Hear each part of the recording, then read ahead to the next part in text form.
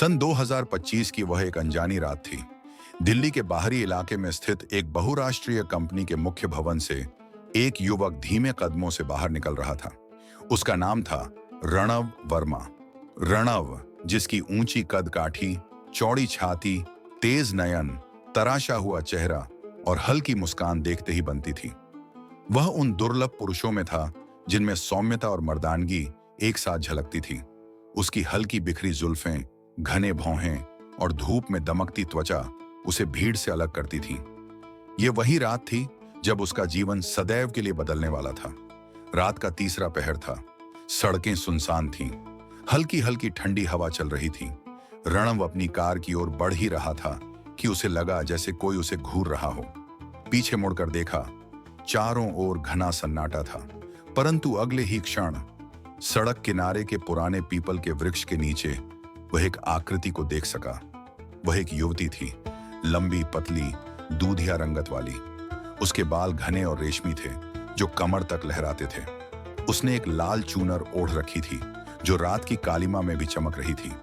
रणव ने उसे गौर से देखा। उसकी आंखें गहरी काली थीं, जिनमें कोई अनजाना आकर्षण था। होंठ रक्तवर्णी थे, मानो अभी अभी गुलाब के रस से रंगे हों। युवती का नाम था राविया। वह स्थिर खड़ी थी। उसके होठों पर एक हल्की रहस्यमयी मुस्कान थी। कौन हो तुम? रणव ने साहस कर पूछा, पर उत्तर में केवल हवा की सरसराहट मिली। अचानक एक झोंका आया और राविया सामने आ खड़ी हुई, इतनी पास कि रणव को उसकी सांसों की हल्की महक तक महसूस हुई। उसके सौंदर्य में एक अद्भुत सम्मोहन था, परंतु उसी में छुपा था भय का एक अनदेखा साया। रणव का दिल तेजी से धड़कने लगा। तुम्हें मुझसे डरना चाहिए, रणव, राविया ने पहली बार धीमे और रहस्यमय स्वर में कहा। रणव अवाक रह गया। उसने अपना नाम कैसे जाना? वह रात थी जब आकाश पर बादल गरज रहे थे और धरती पर एक अज्ञात भय धीरे धीरे पांव पसार रहा था। दिल्ली के बाहरी इलाके में स्थित एक बहुराष्ट्रीय कंपनी की ऊंची इमारत के चौथे माले पर कंप्यूटर की स्क्रीन की हल्की रोशनी में एक युवक काम कर रहा था। रणव वर्मा। रणव 28 वर्ष का, ऊंचा गठीला शरीर, नुकीली नाक, तीखी आंखें और बिखरी लहरदार जुल्फें। उसकी त्वचा हल्की गेहुआ चमकती हुई थी। वह चलता तो जैसे हवा भी रुककर उसे निहारती। ऑफिस में कई लड़कियां उसकी मुस्कान पर मोहित थीं, परंतु रणव था काम में डूबा हुआ, महत्वाकांक्षी और कुछ हद तक अकेला। रात के तीसरे पहर जब ऑफिस खाली हो चुका था और चौकीदार भी ऊँघने लगा था, रणव अपना लैपटॉप बैग उठाकर बाहर निकला। कार पार्किंग तक पहुंचने के लिए उसे एक सुनसान गलियारा पार करना था। चलते चलते उसे आभास हुआ मानो कोई उसे देख रहा हो। उसने मुड़कर देखा, पर वहां केवल अंधेरा था। फिर अचानक पार्किंग के एक कोने में खड़े पुराने पीपल के पेड़ के नीचे उसे एक आकृति दिखाई दी। एक लड़की, लंबा पतला शरीर, कमर तक लहराते घने काले बाल, लाल चूनर और गहरी आंखें जो सीधी उसकी आत्मा में झांकती प्रतीत हो रही थी।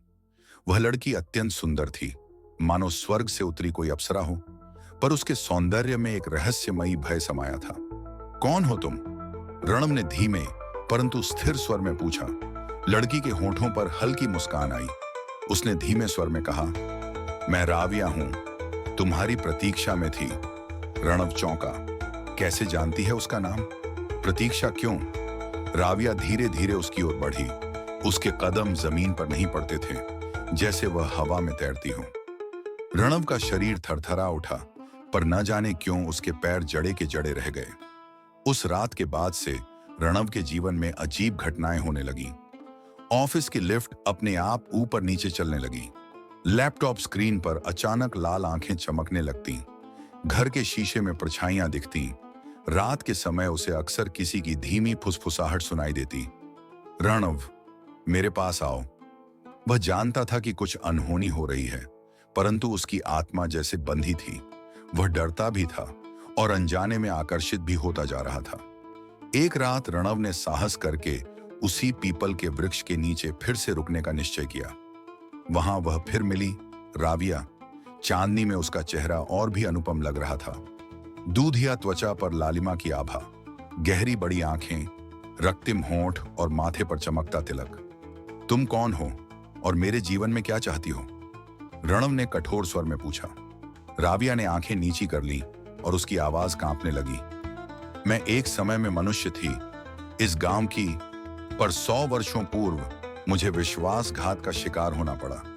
मैं निर्दोष थी, फिर भी मुझे जादू टोने का झूठा दोष देकर मार डाला गया।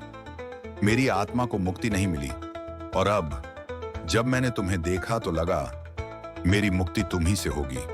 रणव सन्न रह गया। उसकी आंखों में करुणा छलक आई। मुक्ति कैसे मिलेगी तुम्हें? उसने धड़कते हृदय से पूछा। राबिया ने उत्तर दिया, प्रेम से। परंतु यदि तुम मुझसे दूर भागे तो मैं हमेशा तुम्हें बांध लूंगी। अगले कुछ सप्ताहों में रणव का जीवन भय और मोह के बीच झूलता रहा। कभी कभी राबिया उसे अपने सपनों में बुलाती, अपने खुले बालों में उलझाती, अपनी ठंडी हथेलियों से छूती, तो कभी ऑफिस में उसके चारों ओर अदृश्य डर का घेरा खींच देती। रणव ने झाड़ फूंक भी करवाई, पंडित बुलाए, गंगा जल का छिड़काव किया, पर राबिया का असर कम न हुआ।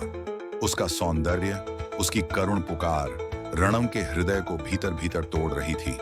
एक अमावस्या की रात जब हवाओं में विष घुला था, रणव ने ठान लिया, या तो वह राबिया को मुक्ति देगा या स्वयं नष्ट हो जाएगा।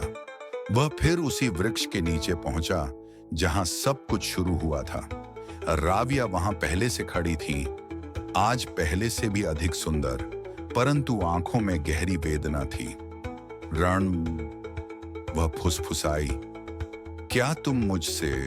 रणव, वह फुसफुसाई, क्या तुम मुझसे प्रेम करते हो? रणव के दिल में बवंडर उठ रहे थे। उसने अपनी धड़कनों को थामते हुए आगे बढ़कर उसका हाथ थामा। राबिया के स्पर्श में बर्फ जैसी ठंडक थी, परंतु एक अजीब सुकून भी। हाँ राबिया, रणव ने धीमे स्वर में कहा, मैं तुमसे प्रेम करता हूं, तुम्हारे सौंदर्य से नहीं, तुम्हारी आत्मा से। आकाश में बिजली चमकी, पीपल के पत्ते कांप उठे, धरती ने सिहरन ली। राबिया के होठों पर एक आंसू ढुलक पड़ा। वह मुस्काई और उसी क्षण उसका चेहरा एक दिव्य प्रकाश से भर उठा। उसका धुंधलाता शरीर धीरे धीरे रणव के गले लग गया। एक आखिरी बार, फिर वह एक सुनहरी धुंध बनकर आकाश में विलीन हो गई। रणव ने सिर झुका लिया। उसकी आंखों से आंसू बह रहे थे, पर उसके चेहरे पर सुकून था। राबिया को मुक्ति मिल गई थी। रणव फिर से अपने ऑफिस लौटा। जीवन में सब कुछ सामान्य हो गया, परंतु कभी कभी जब वह खिड़की से बाहर देखता तो उसे एक लाल चूनर हवा में लहराती दिखाई देती और उसके होठों पर एक हल्की मुस्कान आ जाती। राबिया अब आजाद थी और रणव का हृदय सदा के लिए प्रेम से भर गया था।